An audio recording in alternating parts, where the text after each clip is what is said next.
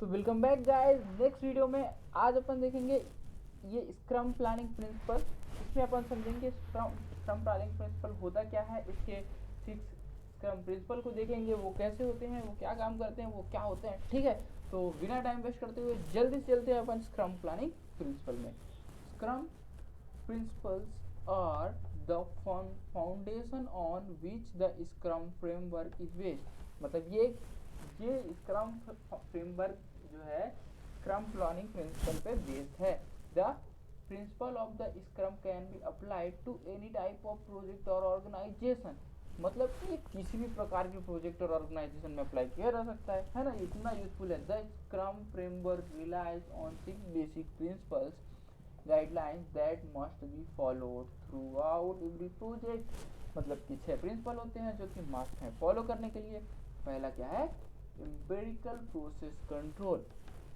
पहले पढ़ लेते हैं फिर समझाते हैं ये होता क्या है। This principal emphasises the core philosophy of scrum based on the 3 main ideas of क्या है, ट्रांसपेरेंसी, इंस्पेक्शन एंड एडॉप्शन। ये है 3 main ideas.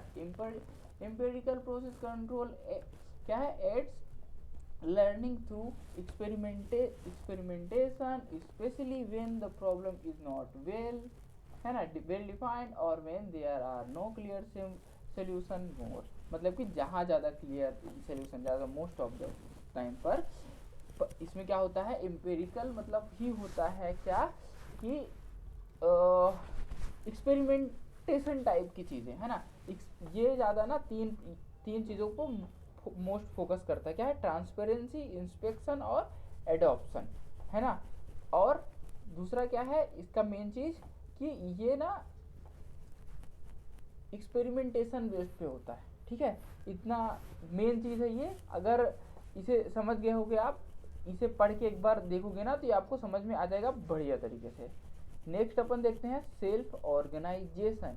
This principles focuses on today work है ना, today workers who deliver significantly greater value when self organised and this result in better team buy in shared ownership and an innovative and creative environment which is more conducive for growth more है ना। तो ये सीधे सीधे समझ में आ रहा है कि फोकस करता है आजकल टूडेज वर्कर्स में जो कि ग्रेटर वैल्यू को क्या करते हैं, डिलीवर करते हैं है ना। वो क्या ग्रेटर वैल्यू को डिलीवर करते हैं जो कि सेल्फ ऑर्गेनाइज होते हैं है ना। इसके रिजल्ट सेल्फ ऑर्गेनाइज के रिजल्ट से हमें क्या मिलता है, time buy shared ownership and innovative and creative environment है ना, which is more conductive for growth. ज़्यादा ये ग्रोथ को बढ़ावा देता है। अगला क्या है, कोलैबोरेशन। कोलैबोरेशन में क्या है ये देख लेते हैं। This principle focuses on the 3 4 dimension. मतलब इसके भी 3 4 डायमेंशन होते हैं जिस पे ये फोकस करता है। वो क्या है, रिलेटेड टू कोलैबोरेटिव वर्क। ये क्या है, अवेयरनेस है ना, आर्टिकुलेशन एंड अप्रोच है ना। अब ये क्या है, अप्रोप्रिएशन है एक्चुअली ये।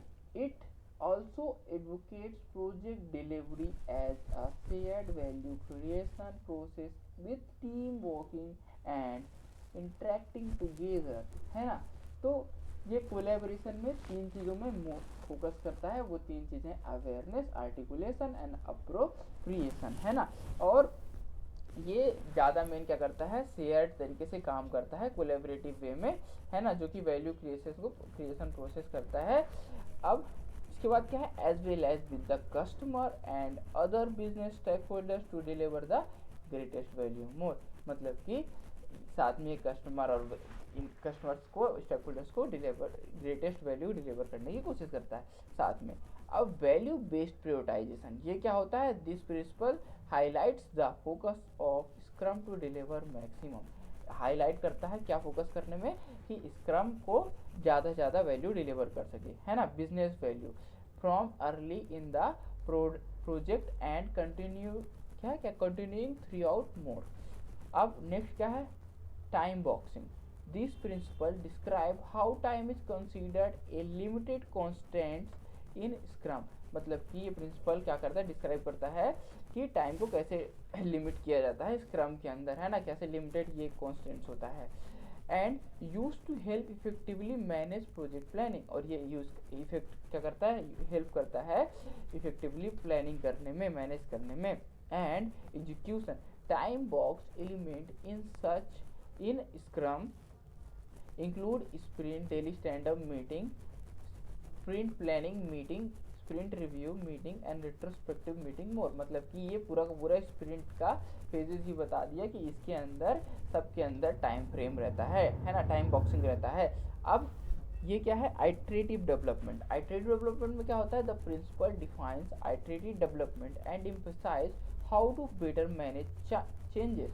मतलब कि जो प्रिंसिपल होता है डिफाइन करता है आइटरेटिव डेवलपमेंट को, तो किस चीज़ पे जोर देता है कि how to better manage changes, मतलब कि चेंजेस को और ज़्यादा अच्छे से बेटर मैनेज कैसे किया जा सकता है। और build product that satisfy customer need, और कैसे बिल्ड किया जाए ऐसा प्रोडक्ट जिससे कस्टमर नीड को सेटिस्फाई किया जाए। इट ऑल्सो क्या है, it also delineates what the product owners and organisation responsibility related to iterative development. ये आल्सो क्या करता है, प्रोडक्ट के रिस्पॉन्सिबिलिटीज और क्या करता है, ऑर्गेनाइजेशन और प्रोडक्ट ओनर्स को प्रोडक्ट के बारे में बताता है।